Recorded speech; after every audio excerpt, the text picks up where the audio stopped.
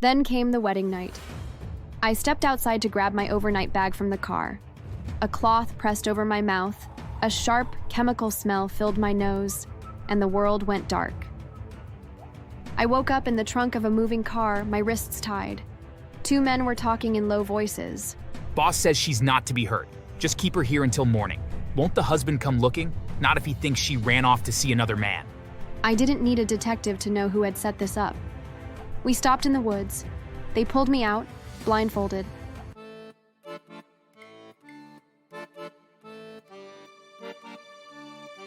I never imagined my wedding night would begin with me locked in the trunk of a car. But before I tell you about the ropes, the darkness, and the sound of tires on gravel, I need to tell you how I met the man who would become my husband, and the mother who would rather see me dead than married to her son. I'm Alana, a black woman from a hardworking family of farmers. We didn't have much money, but we had pride and love. I met James at a charity fundraiser in town. I was volunteering to help serve food, and he was one of the donors. He had this warm, easy smile and didn't act like he was above anyone. We talked about books, food, and how he secretly hated the country club lifestyle. I liked him instantly. The first time he brought me to meet his mother, Margaret, she barely let me in the door. You see, James, my husband, was the only child of Margaret Thornton, a woman who liked to introduce herself as a lady of class. She was nearly 50 when she finally had him, after years of fertility treatments. He was her miracle baby, her reason for breathing, and apparently, her property. When we got her house. This is Alana? I thought you said you met someone respectable. She looks like a streetwalker. James, I thought you'd have better taste. Pretty enough girl, but you know these situations never last. Mom! What? I'm just saying you could do better. And don't tell me you're serious about this. She's probably after your money. She never shook my hand. She looked me over like I was a handbag she didn't want to buy, then turned her back on me. From then on, every meeting was the same. A thin smile, then a poisonous comment. Your skin is exotic. James, do you really think our family photos will look right? Your people work on farms, right? You must be used to hard labor. I guess that's useful. You're lucky James is generous. Most men wouldn't want a woman who can't bring anything but calloused hands to the table. James always told me to ignore her. She's old-fashioned, Alana. She'll come around. You'll see. But she didn't. While we were dating, she even tried to frame me twice. Once, she slipped an expensive bracelet into my bag during a family dinner and pretended to find it later. James checked the security camera in the hallway and saw her do it. The second time, she called him crying that her wallet was missing. Then he found it under my seat in her car. She acted shocked, claimed she had no idea how it got there. James believed me both times, but she never apologized. When I got pregnant, she didn't congratulate us. Instead, she told James in front of me, It might not even be yours. Girls like her, they know how to make a man feel trapped. The months before the wedding were hell. When I moved into the Thornton house after we got engaged, she made it her mission to turn my life into a full-time endurance test. I cooked, cleaned, and ran errands while she sat in the living room pretending to be too weak to lift a finger. She'd invite her friends over, then call me in to serve drinks so she could say things like, This is Alana, James's fiancée. She's from a farming family, so she's good at cleaning up messes. The women would chuckle while I smiled tightly and left the room. If I took too long bringing their tea, she'd say loudly, She's a bit slow, but that's to be expected. Worst part, she will spill something on the floor and call me to come clean when I came, and was cleaning the living room floor when Margaret's voice cut through the quiet, sharp as a whip. Oh, don't mind her, ladies. She's just my little helper. Gotta keep her busy, you know. Otherwise, who knows what she might get up to. Her three friends chuckled politely, sipping tea while watching me like I was a circus act. Can you believe it? My first grandchild is going to be black. Not that I'm against it, of course. But honestly, I never thought my son's children would look so different. My hands froze on the bucket handle, hot shame burning my cheeks. The worst part wasn't even her words. It was the way she looked at me after, like she'd won some private battle. On the day of the wedding, she claimed she was too ill to attend. James was upset, but I knew it was just another one of her mind games. The ceremony was beautiful. My family and friends were all there.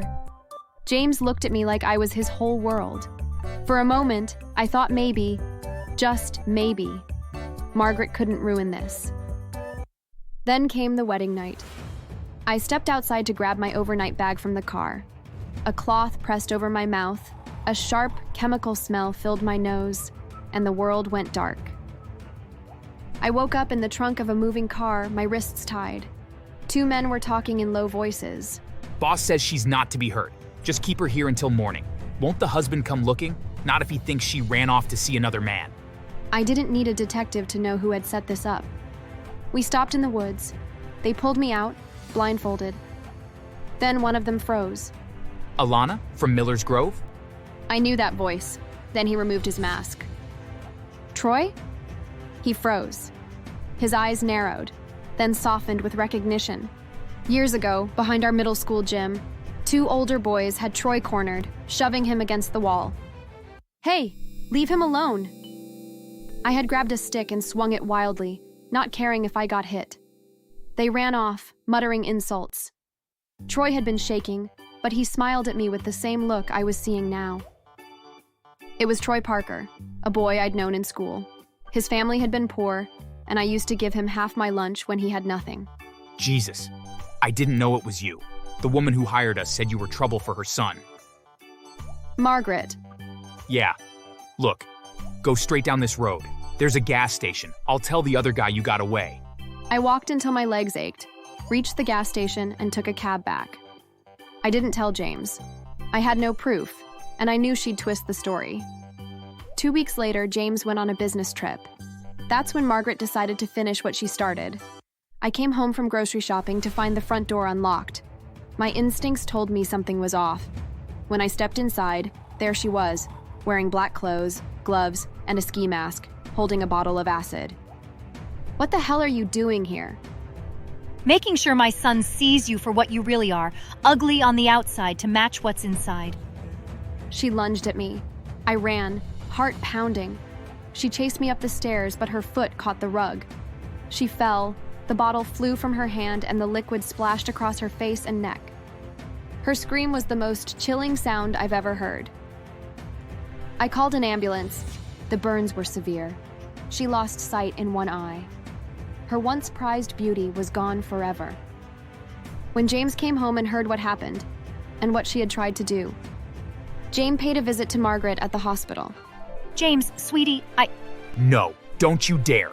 I defended you all my life, Mom, but you tried to kill my wife. I told her you'd come around. I told her you were just misunderstood, but I was wrong. He turned and walked out without looking back.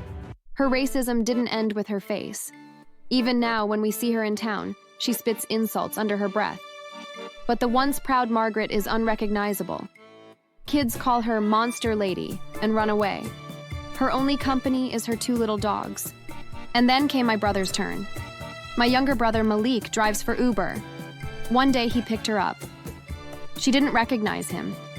He drove her to a remote field road, stopped the car, and said, You can walk from here. you can't leave me here. Funny, that's what you tried to do to my sister.